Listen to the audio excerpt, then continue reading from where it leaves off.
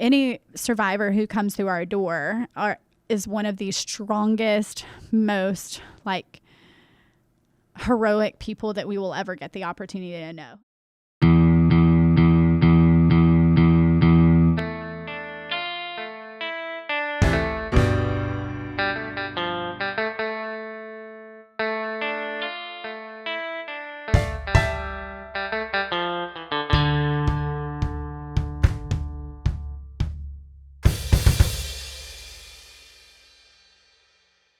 Cattle Call Podcast. This is the first Cattle Call podcast featuring more than one guest.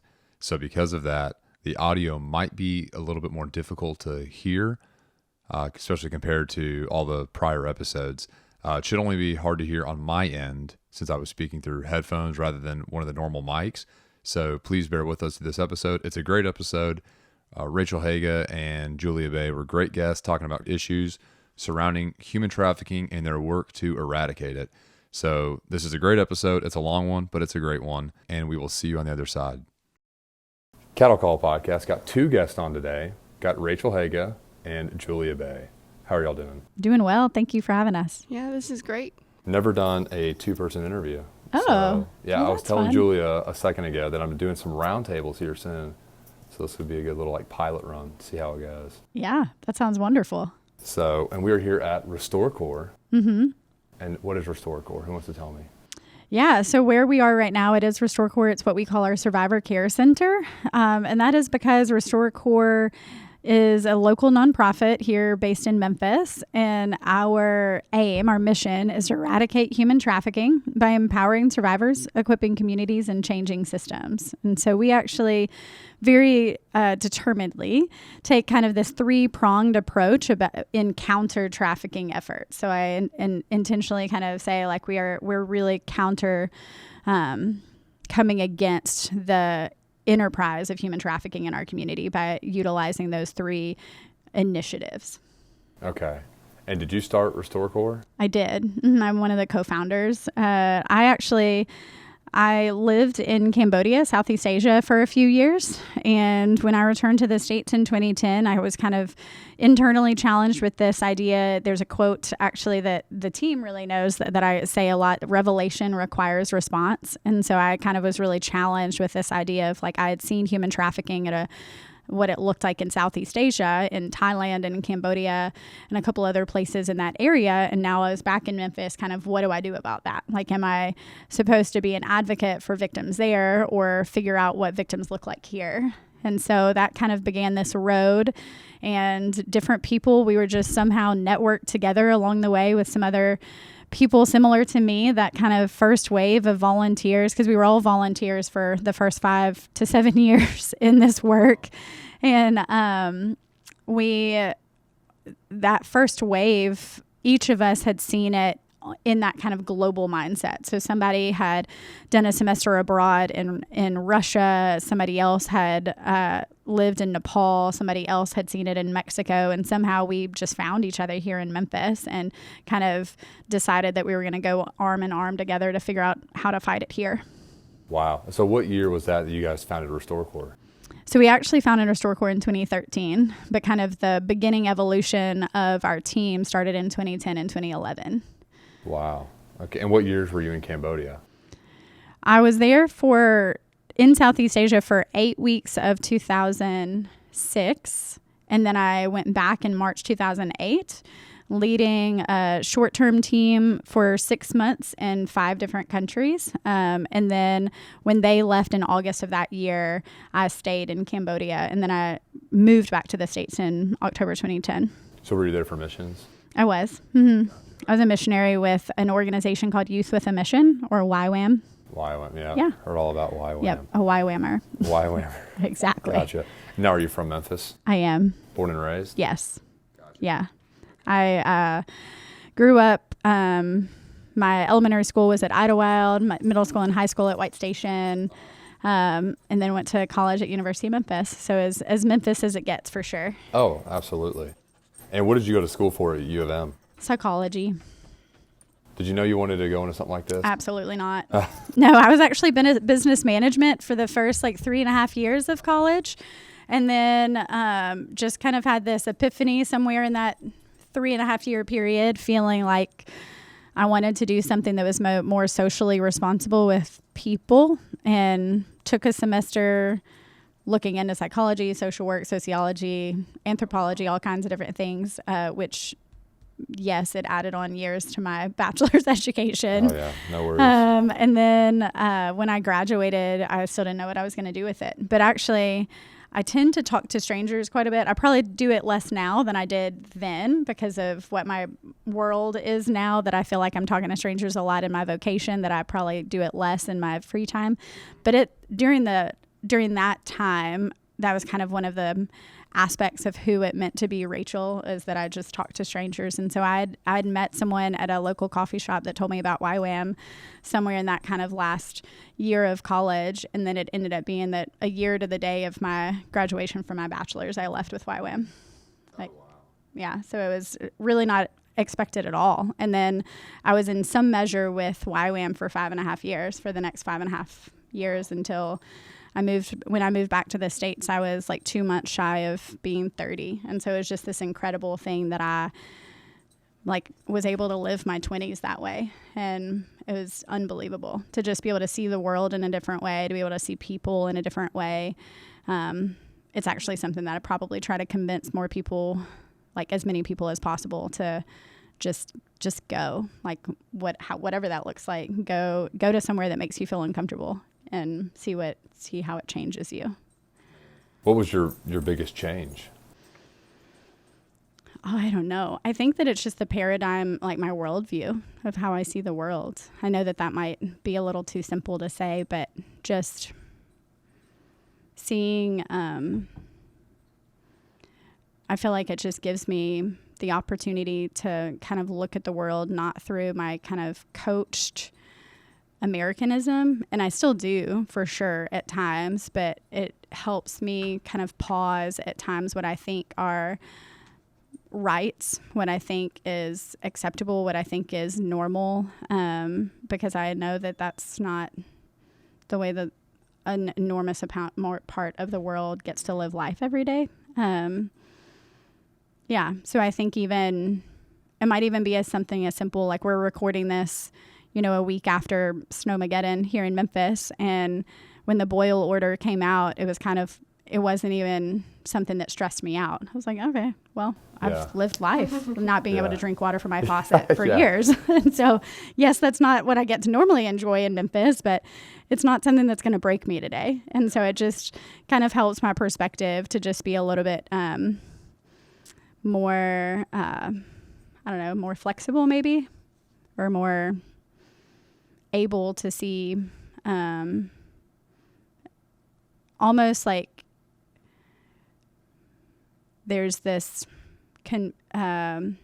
reflection on not feeling like a lot of the things that I feel like we grow up in America thinking that we're owed or we should have rights to, or that should be the norm is not. And I would probably argue that it's not. There's plenty of places in America that it's not the norm. But I think that that's probably it. Just this paradigm shift of seeing people for people and having a different perspective on what is like normal in the world. Now, were you exposed to human trafficking in Southeast Asia? Is that why you felt compelled to address it when you got back here? Yeah, so I was actually there. We already mentioned that I was there as a missionary, but I was doing a lot of language study to help start a school, a specific kind of secondary school the second year, like once my team left. So like starting August 2008, so August 2009, we were going to launch this kind of secondary school.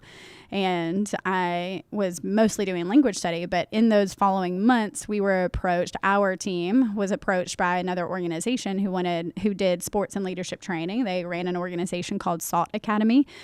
And so the leader of that organization was asking for a female within our staff to coach soccer to some girls at a rescue house. That the leader of that organization wanted to offer sports and leadership training as like one of their kind of empowerment factors at that safe house. And I had actually never played soccer. I'm a softball player, but both my sisters had played soccer. I grew up in the South, so I had lots of friends who played soccer. And I went to some of the other women on our team at the time and just asked all of them, because on our team at the time, there were at least 3 girls I can think of off the top of my head out of maybe 8 girls total at that point, women total at that point on our team that had played competitive soccer for years. And so I just asked any of them, like, are you planning on doing this? Are you planning on doing this? And nobody felt like that they were supposed to do it. And so I just ended up going back to them and was like, well, I don't play soccer, but I have availability. Is that helpful in any way? So I ended up asking my Khmer teacher, to teach me the language as part of my language study, to teach me soccer language. And then I asked one of those competitive soccer players that was on my team. She's from Washington State. I asked her to coach me in the morning. So she would coach me in the morning, like soccer skills. And then my language tutor would teach me language for soccer. And then I would go and coach the girls. And so I just began to get to know them. And then by the time I returned to the States, the bulk of the girls that I was able to introduce soccer to became kind of the nucleus for the first ever women's national team for the country of Cambodia. Oh, wow. So, and again, it was like relying on a lot of other people helping me figure out how to make soccer drills and teach the thing. So it's super duper, like I was able to return seeing such incredible impact, but from just being available, like not necessarily even being good at the thing I was offering. And even as I was trying to do different FIFA licenses while I was there, I'll never forget trying to test for my, I think, FIFA C license, coach license. I was told that I did fine on the written portion, which I thought was also a miracle because I had to take the whole FIFA class in Khmer. That's the language, right? Mm-hmm. But then they were like, your skills are just not there. And so we can't license you at the C level. But I'd actually brought one of my players with me to the class, and she actually passed everything with flying colors, because something about just learning a skill is different than being able to like be good at, or teaching a skill even is different than being good at it myself. Was just a humbling thing that I learned in that process. And then just being able to see that impact, almost just this humbling reality of like showing up and being faithful can have its own impact that you can never see coming. And so I returned to the States with kind of this vision of what human trafficking looks like in Cambodia, and this conviction that I need to respond to that. Like whether that's raising up awareness about it happening there or truly finding out what it looks like here. And we ended up going for the here option. Gotcha. And now, is there much of a difference in human trafficking overseas compared to here? Yeah, there is. I think the biggest thing is that internationally it tends to be, it can tend to be most often kind of recruiters coming into a neighborhood or a village, so to speak, and coaching parents into this kind of false lie of, hey, I have a job set up for your child in Thailand, or I have a job set up for your child in Vietnam. And so the parents actually release the kid into what they think is going to be a better opportunity. And then the kid eventually is trafficked into some kind of exploitation. That's the very generic, very like high level view of kind of the norm. Of course, especially in Cambodia, there's like garment factory, like underwage, people being underpaid for low wages and bad factory conditions, which is a whole different kind of like exploitation that we could probably talk about. Even if we were to look at all of the labels that each of us are wearing, it wouldn't surprise me if some of them say made in Cambodia. And so there's definitely that version of like labor exploitation as well. But here locally, and Julia can probably jump in on this, like a lot of it is a lot more what's called like a lover boy pimp kind of recruitment. A lover boy pimp? A lover boy pimp. A lover, gotcha. So like a boyfriend pimp. So someone kind of begins to recruit and set himself up as just a boyfriend. Like, hey, I'm trying to look out for you. Don't you love me? I understand you when nobody else does. And then so that's kind of the recruitment phase of whether that's like he sees a girl like walking through the neighborhood, and he begins to kind of like coach this relationship, recruits, or whether it's online, but there's some kind of recruitment factor into this like false sense of relationship. And then it turns into what's called grooming, where now it's like now it turns into pornography, like nude images, etc. Some kind of way that he creates a turn in the relationship where he has leverage over the person, right, a lot of times. And it might just be like, you've run away with me, and now like you got to do what I ask. It might not even have to do with like nude images, but like your kid's here, and if you want your kid and you to be okay, then the next phase is seasoning. And that's when he says like, if I'm going to continue to take care of you and your kid, then like you need to sleep with my friends for some money. And so it's like this kind of continuum of like a recruitment, grooming, and seasoning. Do you want to share about that anymore? And talk about what you do at RestoreCorps as well. Okay, sure. So I'm a residential advocate. So I work directly with survivors in our residential program. So I won't go into any specific details, obviously, but we have homes where they stay with us 24/7. And we have different branches of RestoreCorps, which Rachel will mention, I'm sure. But in our residential department, we have part-time RAs and full-time RAs, both taking shifts throughout the day so that residents aren't left at all alone, just for safety, for help, for everything. But in my experience while working here and spending time with these women and getting to know them and their different stories, there's been a variety of different stories on how they got involved in trafficking, but a lot of it starts with just exploitation from childhood that kind of opened doors, but more often than not they have more Romeo type situations, and I can mention that if like what it is to be a guerrilla type pimp versus a Romeo type pimp, as we've learned here, is that like the guerrilla type pimp is someone who takes control of you through force or through taking your necessary things like your driver's license, your social security card, all of your documentation you would need in order to just what everyone needs just for work, for identification, everything like that. And that's more forcefully, like she said, or your child,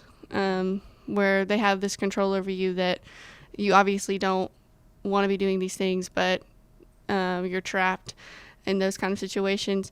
And then we see a lot of Romeo type pimps, is what she was talking about, where these women really truly feel like they love these men that are exploiting them for their bodies or whatever they can do for the men, but have them convinced truly that it's because they care about them and love them.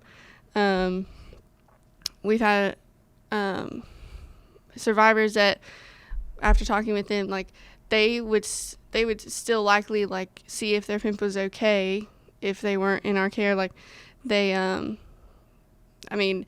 their pimp has beat them to the point of miscarriage and being in the hospital and just brutal mistreatment. And they're like, but he drinks a lot, but he's not like that sometimes, and he treats me good sometimes. And this behavior, like they truly feel like these men love them or have loved them at some point. But I see that a lot more often in the women that we've come through Memphis that are, from around this area. They get involved in some level of a romantic relationship, and even to then getting to the level of like convincing them to get money on something like OnlyFans or something like that, where it's not doing acts but some way of exploiting their body for profit. And then even especially in the pandemic, I think just again speaking with residents, the pandemic put, I think, more, I wouldn't say more, but put some level of stress on that to where they're like, well, now I need you to do this to make money because I'm out of this job, or because you care about us, like you need to support us by doing this. And even just like them living in a hotel, and that's how their whole income is him having men come to the hotel in order to support them. Like, but that's just from my experience here in Memphis. So, yeah, I mean, I would think that too, like just to kind of piggyback on that, there is like this, even kind of what she explained, like gorilla or Romeo, and then she expressed like the example of someone being beaten to the point of miscarriage, but then the victim is still expressing some kind of affection or love. So that's actually the combination of like he's created the Romeo dynamic, and then part of that seasoning process is to flip the switch to the violence. There are some books about how to become a trafficker, how to become a pimp, that actually kind of profess this idea that you should be proud if you never have to lay a hand, and only control via like mental games, like mental and psychological games. And so, or even there's another dynamic that oftentimes is at play where the trafficker coaches kind of one of the other victims to turn into what's called the victim offender. So that victim turns into an additional controller, so to speak, and is coached into maintaining control over the other women as a part of lessening her own victimization or her own expectation of exploitation. So like expectation of exploitation. Yeah. So the idea of like maybe she would have to turn less tricks, see less men if she were to keep the other women in line. And so now she is a victim herself, but then is forced to be an offender as well. And then that makes it easier for the actual trafficker to seem less controlling or less complicit in the crimes, or even less kind of like the person in the lead, because if someone were to question the victims, the person laying hands on them is one of the other victims and not the trafficker. So it really kind of creates multiple levels of this convoluted spiral of relationships that are all kind of intertwined, victimizing one another so that they have less victimization themselves. And even just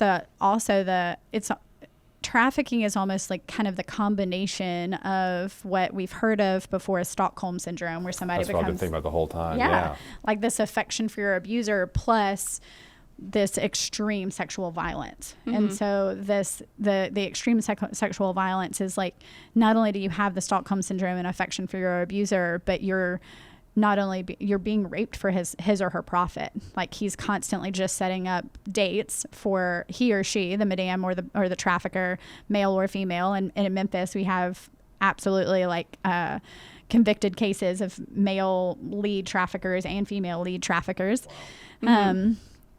And so there's this affection, some kind of dynamic of like Stockholm syndrome plus this added sexual abuse for somebody's profit, that it just is it just absolutely impacts every bit of like that person's view of themselves. Absolutely. So like not only is their value now completely like commoditized, is that how I'm supposed to say that? But like that it's the essence of devaluing or like dehumanizing. And so that the person is truly turned into a product, and they see themselves that way. Like they see themselves as like what I can bring them in. And I always try to remind them as well as remind my staff, like, but they are any survivor who comes through our door is one of the strongest, most like heroic people that we will ever get the opportunity to know. And so even while we're saying that like there's this kind of altered view of themselves, that they're kind of complicit in these crimes, et cetera, they are also like their personal agency to like wake up every day, especially come into our services and hope that with what they've seen out of humanity, that they're still going to believe that hope is possible. They're going to believe that something new is possible, I think is just an unbelievable reality that we can't shy away from stating as boldly as possible.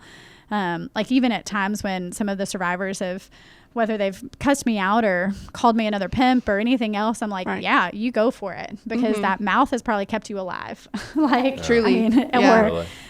you when you were telling me you were angry and you were expressing all the emotions in the world, like, not only do I think that you were completely valid in having them, but I'm really proud of you for expressing them, because you've been told, like, life has told you that your emotions don't matter, and yet you're still willing to be here kind of losing your mind on me right now. And I think that that's amazing. That shows like perseverance, that shows persistence, that shows like dedication to yourself. It may not make me feel good in this moment to be yelled at, but I'm really not important in this moment, you know? Right. And so to just really like help them see their own strengths, even if their strength in the moment is to kind of tell you off.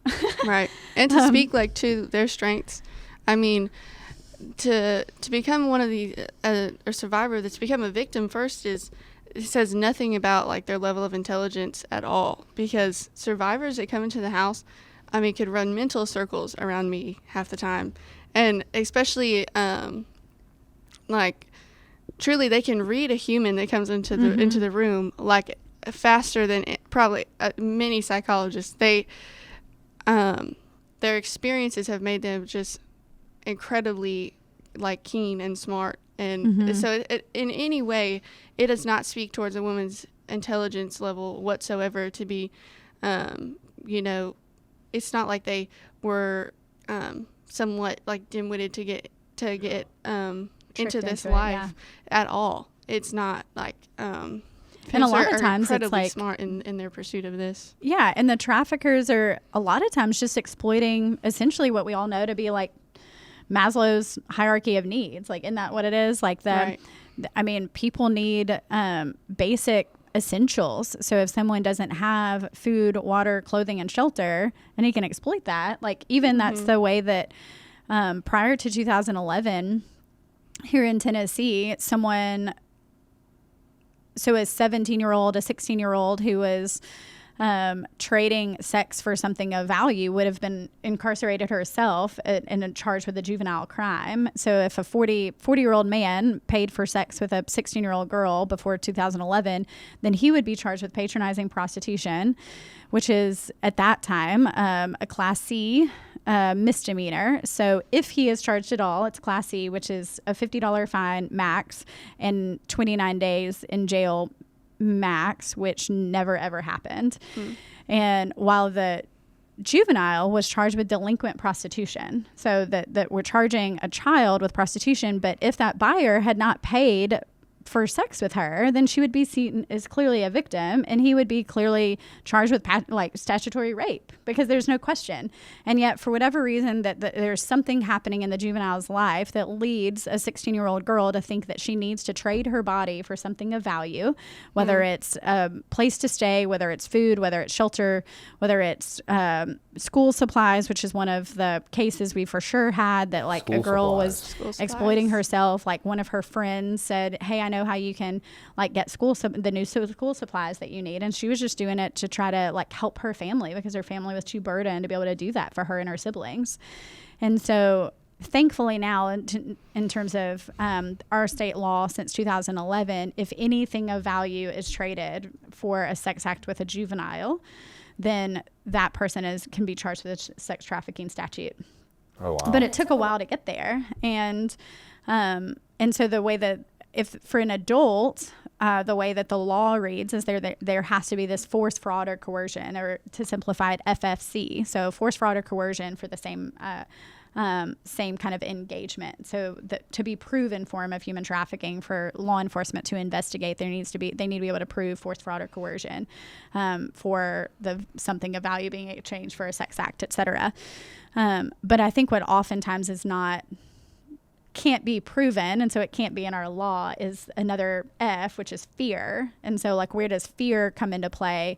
That, well, maybe we can't point to clear force, kind of the gorilla pimp, where he forced me to do it, and you can't show that he took your papers and kind of coerced you to do it, so to speak. But it doesn't take into consideration, the law can't take into consideration like just the fear of him, whatever kind of fearful play the trafficker exploits over the individual to get what he needs. Gotcha. Now, is sex trafficking completely different than human trafficking, or is that like under the umbrella of it? It's under the umbrella. So like human trafficking can have sex trafficking, labor trafficking, and on down the line of a couple of different kinds. Actually, Polaris Project, I think, came out with a report that there was 21 different kinds of trafficking under the umbrella of human trafficking. Oh, really? Mm-hmm. So what other kind of trafficking are there besides sex trafficking? Well, sex and labor, but then within labor, there can be like massage parlors, there can be restaurants, there can be kind of garment factories, cleaning, all kinds of different like what am I trying to think? Like almost vocations that exploit labor at not the living wage. Just doing work without any sort of pay or not the right pay. Yeah. Really? Mm-hmm. Now how often is this stuff happening, just unbeknownst to us? Every day. I mean, whether that's I would say that sex trafficking is the kind of trafficking locally that is identified most frequently. I think Tennessee has actually only taken one or maybe two labor trafficking trials to court over the last 10 years. The first was actually it was more than 10 years, because I think the first was 2008 or 2009. Vanderbilt Landscaping was a labor trafficking case. And then there was another Somalian case in Nashville pretty recently, and I think aspects of that was labor trafficking.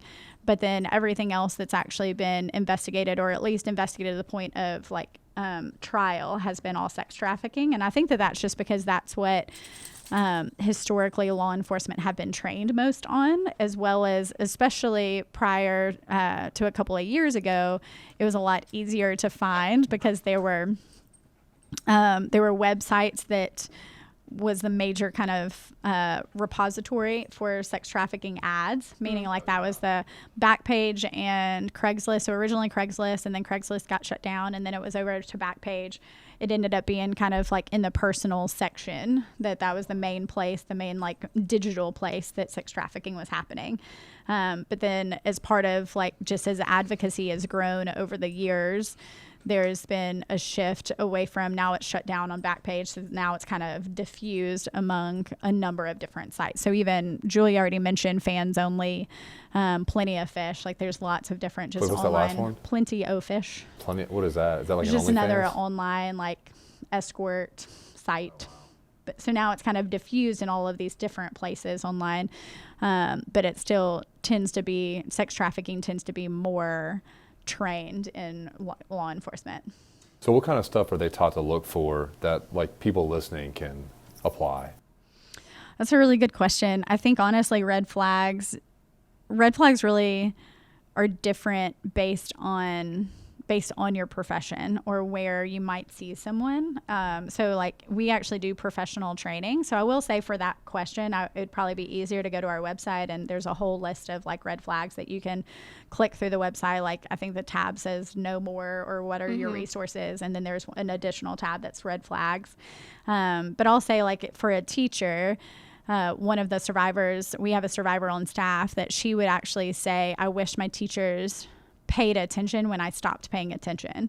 And so she was a really engaged student. And then once she began to be exploited, she just kind of wasn't anymore. And so if a teacher is seeing someone come into their classroom that historically, and again, I know that it's like this is kind of potentially a whole different kind of hot topic to talk about what you can see in a classroom if you were in classrooms in COVID. But the reality that if someone's coming into your classroom, like you've already seen for a whole semester, the child tends to be unkempt, not a lot of new clothes, not running with the trends, etc. And then all of a sudden spring semester, she has braids all the time. Her hair is done. Her nails are done. She has a couple of cell phones. She has new clothes.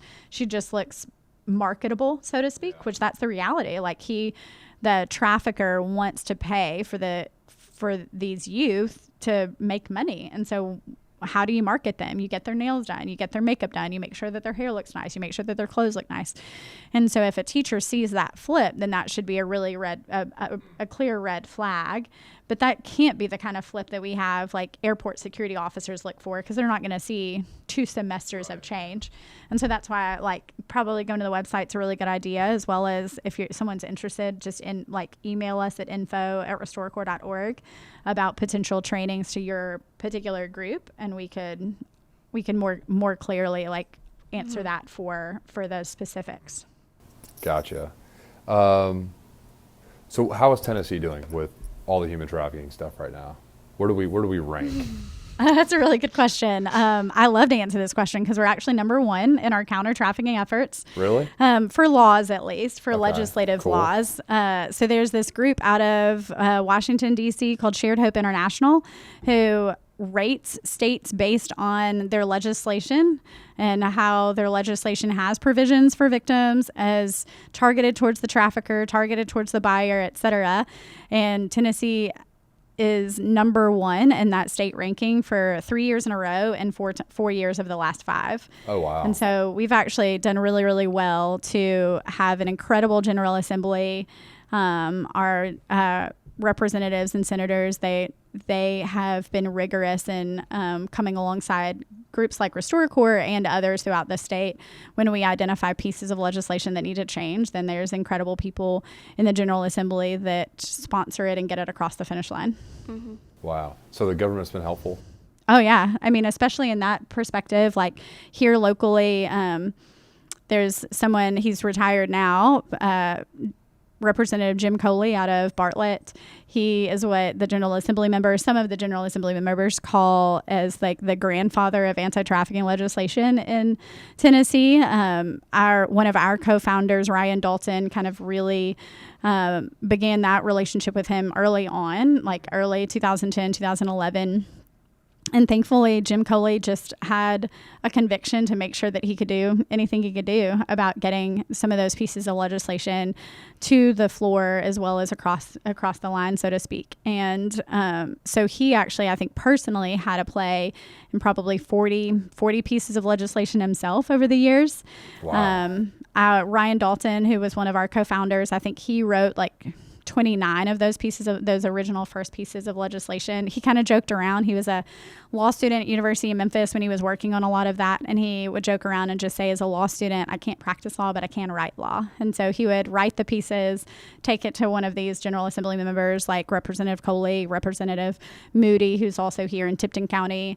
Different senators over the years have carried some of those bills as well. And then, of course, in Nashville and across, there's some of the General Assembly members in Middle and East Tennessee that have been incredible cheerleaders. But yeah, he would actually just look at Shared Hope International's rubric and figure out what we needed to do in Tennessee to make it different, which actually Shared Hope was doing a lot of that kind of pre-work themselves. And then Ryan would take it that next step himself. I think he even helped University of Memphis Law School bring what's called a alternative spring break here to Memphis one year, and actually leverage law students from all over the United States for a week here, kind of like just writing as many of those pieces of legislation as possible to just kind of have a bank of things that we should go for in the future.